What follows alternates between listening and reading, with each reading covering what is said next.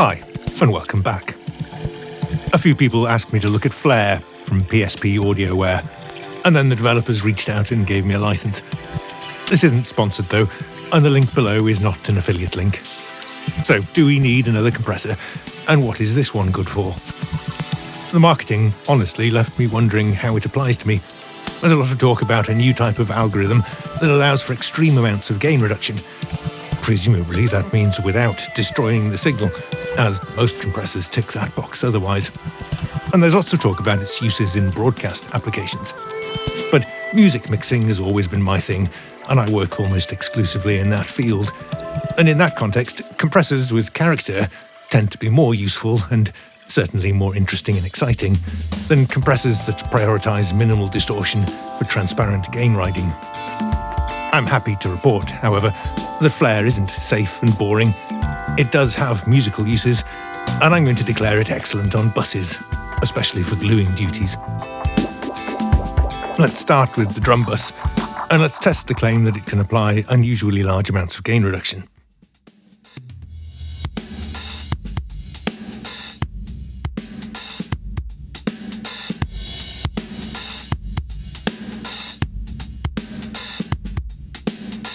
Well, yes, it's doing a reasonably good job of not choking transients too badly.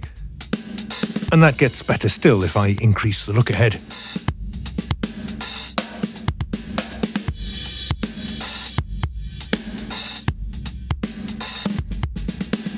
And it's quite good at not pumping too hard, considering the crazy amount of gain reduction.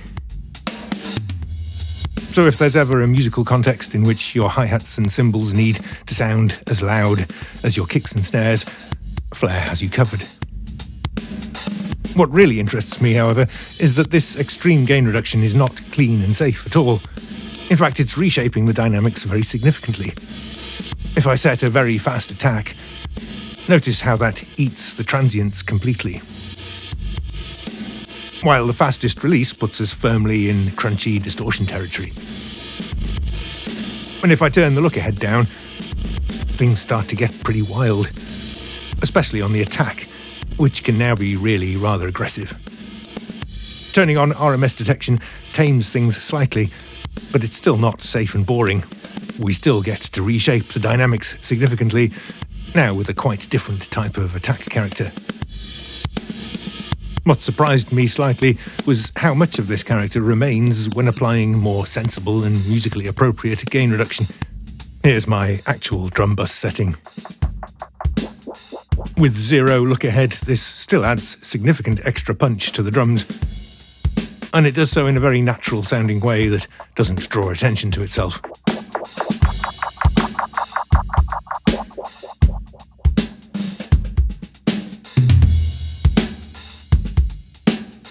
Here's another instance running on bass. This is Modo Bass, by the way, from IK Multimedia, running the free P-Bass model, which I really like. I'm not sure what the IK developers were thinking when they decided to make the model I'm likely to choose 90% of the time, the free demo one, but it's fine with me. I've turned off the built-in amp, however, and I'm running this Ampeg from Plugin Alliance instead. And the Flare compressor is processing a mix of DI and amp signals using RMS detection.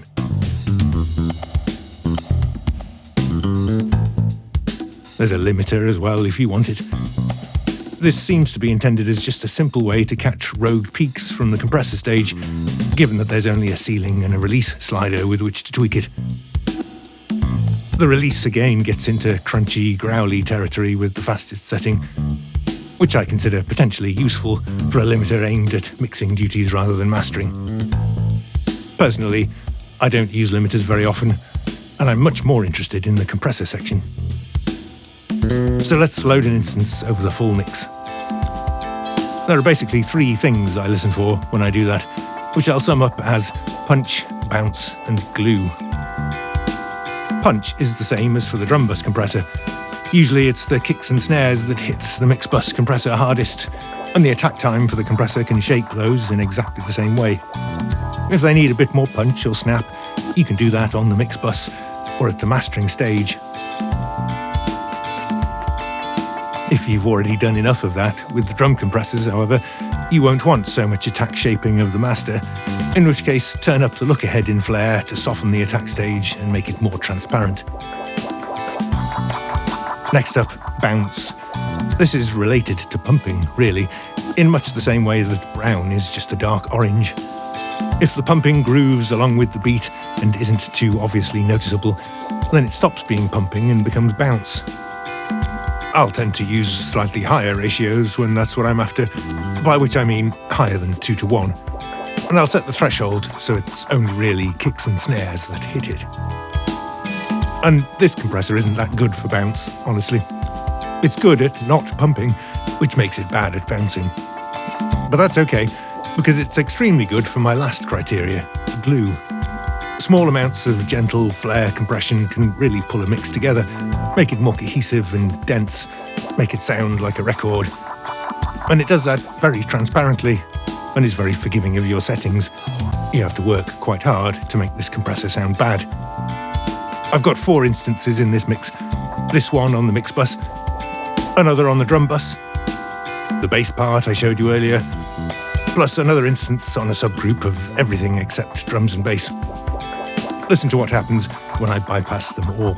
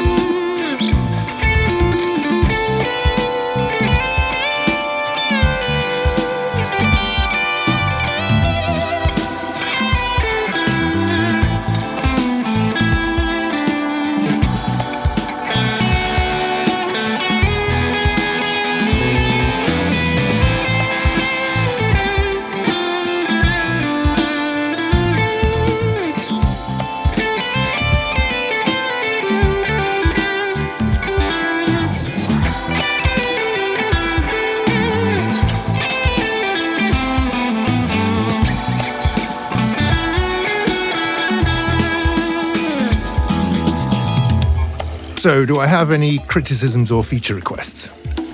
A few, but not many and not major. Let's start with a positive.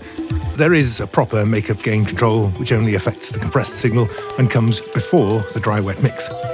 This is the correct way to do it in my opinion, but I had a rant recently about this so I won't labour the point.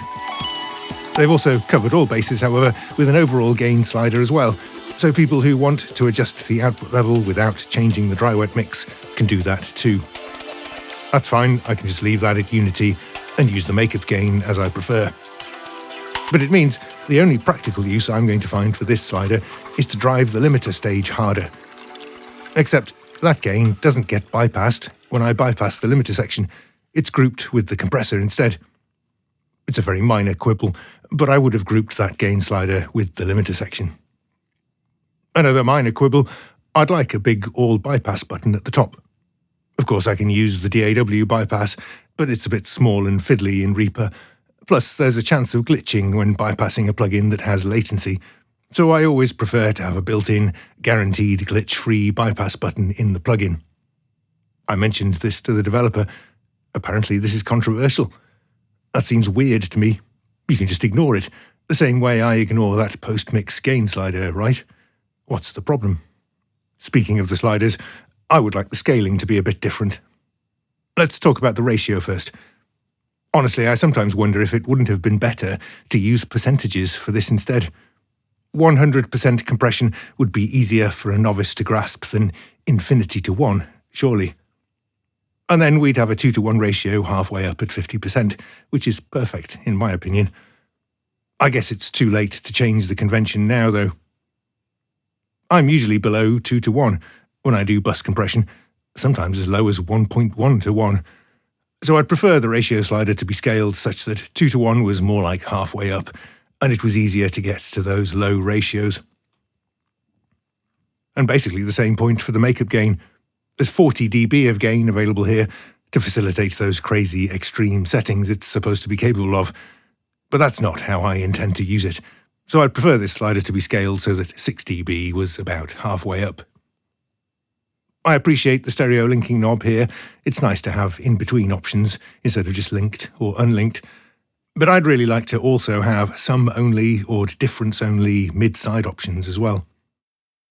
Final point, there are no oversampling options. Of course, that doesn't mean there's no internal sidechain oversampling, but there's none for the main audio path that would be detectable in Plugin Doctor. I asked the developer about that, and it turns out they were worried about CPU use. So I checked, and yes, indeed, it does seem significantly hungrier than something like the FabFilter compressor, for example. Since I got a fast new computer, I'm in danger of not noticing when plugins are unusually hungry, as it's just purrs on regardless. But this IK Multimedia tape emulator was noticeably hungry, but still kind of manageable on my old machine, and it uses more than 4 times the CPU of Flare, according to Reaper's meter. So I think perhaps PSP are being slightly overcautious on that front. They could afford to add oversampling options for those of us with faster machines, maybe with options to use it only for rendering. Certainly my machine has no difficulty running Flare with 4 times oversampling courtesy of Reaper.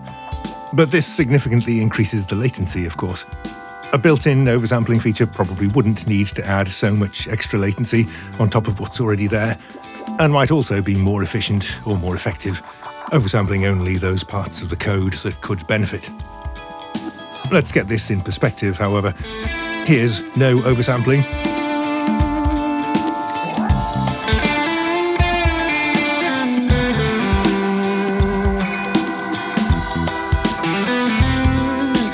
And here's with 4 times oversampling.